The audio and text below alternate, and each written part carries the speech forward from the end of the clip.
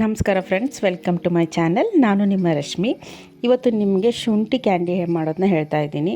ತುಂಬ ಚಳಿ ಇದೆ. ಈ ಚಳಿಗೆ ಈ ಶುಂಠಿ ಕ್ಯಾಂಡಿ ಮಾಡಿಕೊಂಡ್ರೆ ನಿಮ್ಗೆ ತುಂಬ ಇಷ್ಟ ಆಗುತ್ತೆ ಕೂಡ. ಇದನ್ನು ಮಕ್ಕಳು ದೊಡ್ಡವರು ಎಲ್ಲರೂ ಸೇವನೆ ಮಾಡ್ಬೋದು. ಏನಿಲ್ಲ, ಇದಕ್ಕೆ ಮೊದಲು 2 ಶುಂಠಿ ತೊಗೊಂಡಿದ್ದೀನಿ.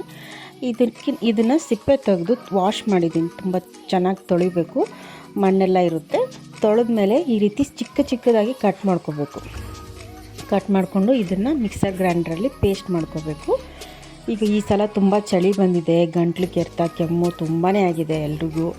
ಅದಕ್ಕೆ ಈ ರೀತಿ ಕ್ಯಾಂಡಿ ಮಾಡ್ಕೊಂಡ್ರೆ ನಿಮಗೆ ತುಂಬ ಉಪಯೋಗ ಆಗುತ್ತೆ. ಅದು ತುಂಬ ದಿನ ಸ್ಟೋರ್ ಕೂಡ ಮಾಡ್ಬೋದು.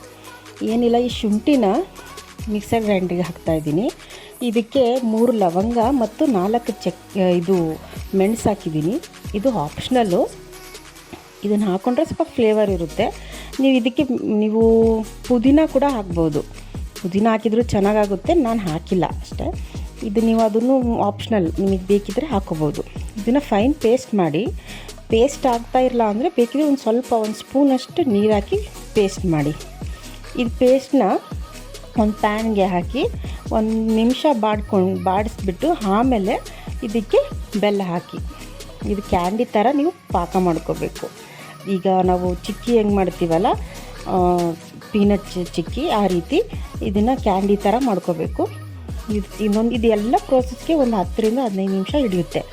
ನಾನಿಲ್ಲಿ ಓಲ್ಡ್ ಶುಂಠಿ ಪೇಸ್ಟ್ನೇ ಹಾಕಿದ್ದೀನಿ. ಕಾರಣ ನಾವು ದೊಡ್ಡವರು ಚಿಕ್ಕವರು ಎಲ್ಲರೂ ತಿನ್ಬೋದು ಅಂತ.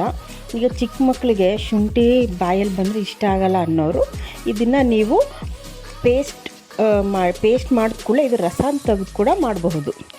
ರಸ ತೆಗೆದು ಮಾಡುವವರು ನೀವೇನು ಮಾಡಿ, ಮೊದಲಿಗೆ ಬೆಲ್ಲನ ಕರಗಿಸಿ ಪ್ಯಾನಲ್ಲಿ. ಕರಗಿದ ಮೇಲೆ ನೀವು ಆ ರಸನ ಹಾಕಿ ಇದಕ್ಕೊಂದು ಚಿಟಿಕೆ ಉಪ್ಪು ಹಾಕಿ, ಬೆಲ್ಲದ ಉಪ್ಪು ಅಥವಾ ಬ್ಲ್ಯಾಕ್ ಸಾಲ್ಟ್ ಎರಡರಲ್ಲಿ ಯಾವ್ದಾರು ಹಾಕಬಹುದು. ಈ ರೀತಿ ಹಾಕಿ ಮಾಡ್ಕೋಬೋದು. ಇದು ರಸ ಮಾಡ್ಕೊಳೋರು. ಇದು ನಾನು ಶುಂಠಿನೇ ಪೂರ ಪೇಸ್ಟ್ ಸಮೇತ ಹಾಕಿ ಮಾಡ್ತಾಯಿದ್ದೀನಿ. ಇದನ್ನು ನೀವು ಚೆಕ್ ಮಾಡಿ. ಒಂದು ಬೌಲಲ್ಲಿ ನೀರು ತೊಗೊಂಡು ಇದು ಚೆನ್ನಾಗಿ ಕ್ಯಾಂಡಿ ಶೇಪಲ್ಲಿ ಬರ್ತಾಯಿದ್ದಾನ ಅಂತ ಚೆಕ್ ಮಾಡಿ. ನಾನು ಹಾಕಿದಾಗ ಅದು ಮೆತ್ತಗಿತ್ತು, ಸೊ ಇನ್ನೂ ಸ್ವಲ್ಪ ಕುದಿಸಿದೆ. ಚೆನ್ನಾಗಿ ಕುದ್ಮೇಲೆ ಇದನ್ನು ಸ್ಟವ್ ಬಂದ್ ಮಾಡಿಬಿಟ್ಟು ಚೂರು 1 ನಿಮಿಷ 2 ನಿಮಿಷ ಆರೋದಕ್ಕೆ ಬಿಡಿ. ತಿರುಗಿಸಿ ಚೆನ್ನಾಗಿ ಆರಿದ ಮೇಲೆ ಇದನ್ನು ಪ್ಲೇಟಲ್ಲಿ ನಿಮ್ಗೆ ಯಾವ ಶೇಪಲ್ಲಿ ಬೇಕೋ ಆ ಶೇಪಲ್ಲಿ ಕ್ಯಾಂಡಿ ಥರ ಇಟ್ಕೋಬಹುದು. ನೀವು ಕ್ಯಾಂಡಿ ಮಾಡೋ ಮೌಲ್ಡ್ಸ್ ಇದ್ದರೆ ಅದನ್ನಕ್ಕೂ ಹಾಕೋಬೋದು. ಆಮೇಲೆ ಬಟರ್ ಪೇಪರ್ ಮೇಲೆ ಹಾಕೋಬೋದು. ಆಮೇಲೆ ನೀವು ಇದನ್ನು ಆರಿದ ಮೇಲೆ ಕೈಗೆ ತುಪ್ಪ ಸವರ್ಕೊಂಡು ಈ ಥರ ರೌಂಡ್ ಮಾಡಿಕೊಂಡು ಇದನ್ನು ನಾನು ಸಕ್ಕರೆ ಪುಡಿನ ಸ್ಪ್ರಿಂಕಲ್ ಮಾಡಿದ್ದೀನಿ. ನೀವು ಆಪ್ಷನಲ್ ಬೇಕಿದ್ರೆ ಮಾಡ್ಕೊಳ್ಳಿ. ಇದನ್ನು ನೀವು ತಿಂಗಳಾನುಗಟ್ಟಲೆ ಸ್ಟೋರ್ ಕೂಡ ಮಾಡ್ಬೋದು. ನಿಮಗೆ ಇದೇ ರೀತಿ ವಿಡಿಯೋಸ್ ಬೇಕಂದರೆ ನನ್ನ ಚಾನಲ್ನ ದಯವಿಟ್ಟು ಸಬ್ಸ್ಕ್ರೈಬ್ ಮಾಡಿ, ಆಯಿತಾ? Thanks for watching.